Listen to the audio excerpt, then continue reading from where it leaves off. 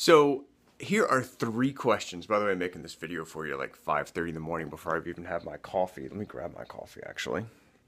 Coffee, thank God.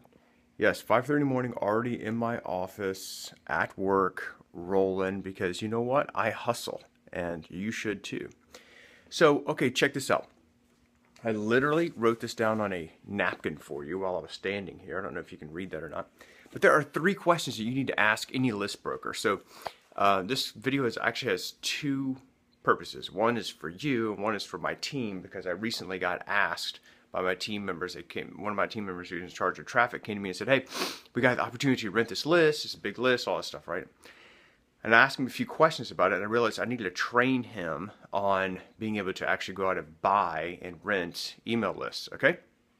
So, let me give you a couple of tips, actually three very important questions that if someone had told me long ago, I would actually probably have saved myself tens, if not hundreds of thousands of dollars in terrible ad spend. Number one, whenever you're talking, first of all, let's talk about what we mean when we say rent a list versus buying a list versus, doing some other type of media buy. Basically, when you say you're renting a list, you're going to give an email to a publisher or to someone who owns media, someone who owns the list, right? The list owner, and they're going to send that email for you, right? You don't get the email names, right? They're not giving you a CSV file of their email subscribers. They're sending an email on your behalf. They're the publisher, you're the advertiser. That's what we mean by when we say renting lists, okay? So, there are three very important questions you need to ask. I'm gonna get my coffee here. The first question is, who's on the list and how do they get there? Okay, that's the who-how question. Who is on this list and how did they get there? Number one. So, who's on the list? Meaning, are these buyers? Are these publishers clearinghouse opt-in to get a free, to get your name on the list to win $1 million? Are these fly fishermen in Montana? Are these financial service providers? Are these attorneys? Are these doctors? Are they cosmetic surgeons? Are they guys who own AR-15s who live in southern Idaho? Okay? You need to ask yourself that very important question, because if they don't match your market, your customer avatar, then that's probably not going to be a good market for you, right? So one of my businesses, we do guitar, right? Everything to do with guitar, mostly lessons, community, membership, and all that, right? But if you brought me a list of musicians, well, the first question I would say is, who are these people? Are they guitar players? Or are they like pianists? Because if they're mostly pianists, then I don't want that list, okay? I'd rather have 10,000 guitar players than 100,000 musicians on the list, all right? So you gotta ask, who is on the list? The second question you need to ask is, how did they get there? And also with the who question, you need to know if they're opt-in or, they opted in for a free report, or they opted in to watch a video or something, or did they actually buy something? Okay, that's really important. And then the second thing is the how question. So how did they get there? Single opt-in? Was it a co-registration thing? Because that's probably not going to be the best list. Could work. Are they customers? Are they repeat buyers? Like, how did they get there? Well, they got on the list because they bought something, or they got on the list because they filled out a survey. Okay, that's very important, because all of those different pieces of information is going to change the quality of that subscriber. Okay, so number two, what is number two? Number two is the average open rate for the last 30 days. You need to make sure you know that.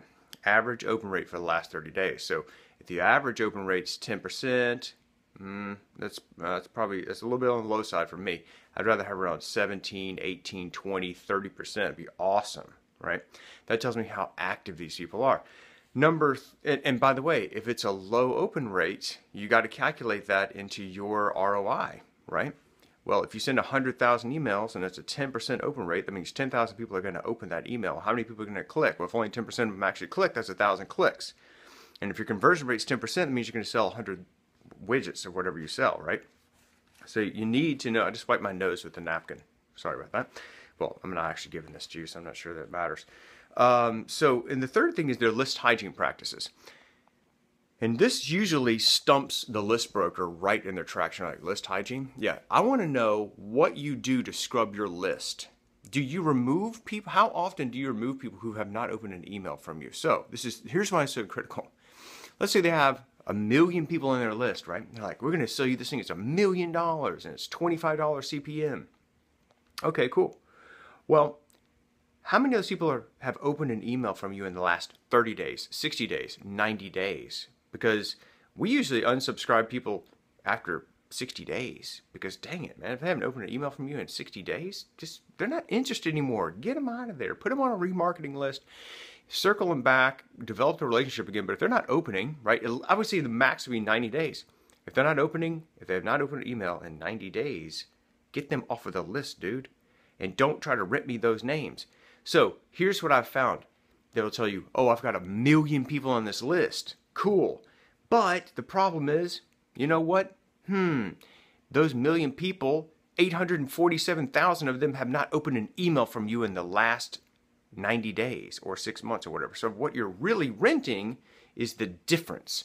Because obviously if people are not engaged, why are you paying for that? So I usually use that as a negotiating tool if they don't really have their act together, not locked down tight.